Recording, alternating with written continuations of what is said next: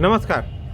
पिछला वीडियो हमने इस विषय पर बनाया था। पिछला वीडियो हमारा इस विषय पर था कि अच्छा शिक्षक कैसा होना चाहिए, टीचर्स में क्या क्वालिटी होनी चाहिए, टीचर की मूलभूत जो ज़रूरत है, मूलभूत जो गुण है वो क्या होना चाहिए। आज का वीडियो हम इस पर चलते हैं कि स्कूल कैसा होना चाहिए, एक विद्यालय में क्या बेसिक चीज़ होनी चाहिए।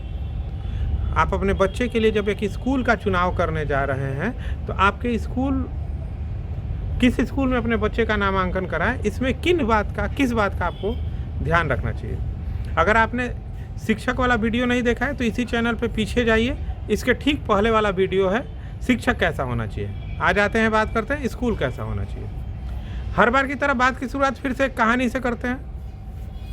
हम बचपन में, हम बिहार से हैं, बिहार में हम अपने बचपन में प्राइवेट स्कूल में भी पढ़े और सरकारी स्कूल में भी पढ़े हैं। सरकारी स्कूल गवर्नमेंट स्कूल बोलते हैं। जब हम पढ़ते थे, आज तो गवर्नमेंट स्कूल भी काफ़ी अच्छे हो चुके हैं इंफ्रास्ट्रक्चर के मामले में।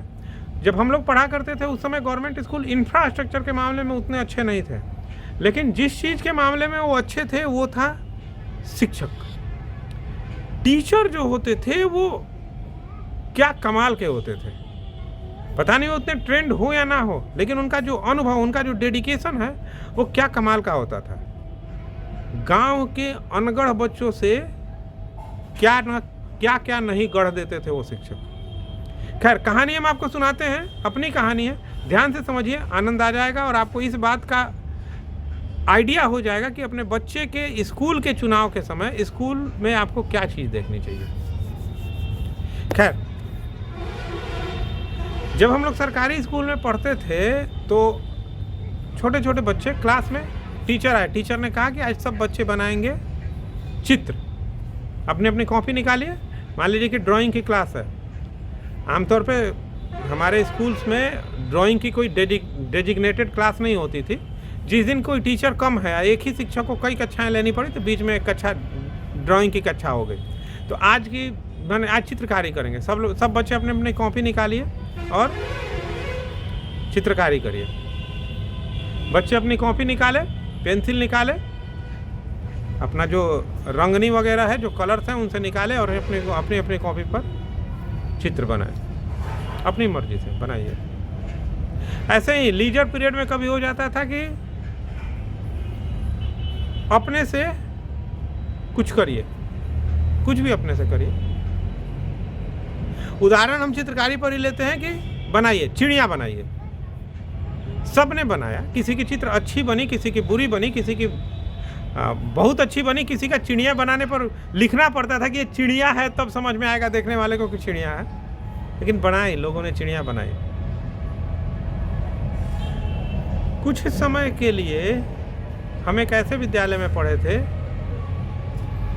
जहाँ ड्राइंग की क्लास होती थी, और वहाँ पे किताब में ये चिड़िया का बना हुआ खांचा है, डॉट डॉट किया हुआ, और उस खांचे पर पेंसिल चला के आपको चिड़िया भरनी है। उस खांचे पर पेंसिल चला के आपको चिड़िया भरनी है पहले, और फिर उसी खांचे को जस्ट अपनी कॉपी पर उसकी नकल करके, उसकी कॉपी करके आपको चिड़िया बनानी है। मतलब क्या है कि आपका ये जो सोचते थे कि चिड़िया कैसे पंख फैलाती है, चिड़िया कैसे दिखेगी, वो स्कोप खत्म। अब आपको कॉपी में चिड़िया दिख गई है कि ऐसे कलम घुमाइए तो चिड़िया बनेगी, और सिर्फ वैसी ही चिड़िया बनेगी। अब आपका सोचने का वो नज़रिया ख़त्म। आप ये सोच ही नहीं पाएंगे कि चिड़िया किसी और ढंग से बन पाएगी। चिड़िया बनाना है, हाथी बनाना है, मछली बनाना है, तो जैसे किताब में दिया गया है वैसे ही बनाना है। मैडम बोलेंगी कि ऐसे बनाओ तो ऐसे ही बनाना है। चिड़िया किसी और ढंग से भी बन सकती है, विद्यार्थी को ये सोचना अलाउ ही नहीं है। बात समझ में आ रही है?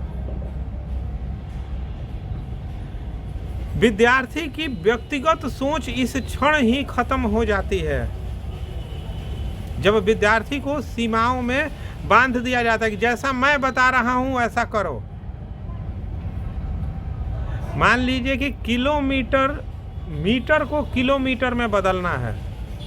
5000 मीटर है, उसको किलोमीटर में बदलना है। तो अगर सिर्फ ये दिया जाए कि 5000 है तो इधर से 3 अक्षर, इधर से 3 जो नंबर हैं उनको उंगली से ढक दो, उसके बाद जो आता है उतना किलोमीटर हो जाए, बिना ये समझाए कि ये 3 अक्षर क्यों ढके गए, ये 3 जो नंबर है वो क्यों ढके गए।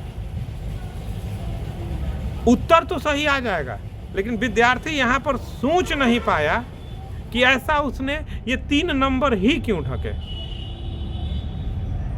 इससे क्या होगा कि जब तक चीज़ें साधारण हैं, बिना सोचे वो उंगली से ढक के कर रहा है, लेकिन जैसे ही चीज़ें कॉम्प्लेक्स होती हैं, सवाल कठिन होता है, विद्यार्थी का सोच का विकास नहीं हुआ रहता। और जैसे ही सवाल कठिन होगा फिर ये ढकने वाला जो फॉर्मूला है वो काम नहीं करेगा। मतलब क्या है कि स्कूल ऐसा होना चाहिए जहां विद्यार्थी को सिर्फ फॉलो करना या कॉपी करना ना सिखाया जाए, जहां विद्यार्थी को सोचना सिखाया जाए कि कोई प्रॉब्लम आता है तो तुम्हारा दिमाग किस दिशा में सोचना चाहिए। कोई भी स्कूल या शिक्षण संस्थान जो विद्यार्थी को रटवाता है, कॉपी भरवाता है, वो बेकार है।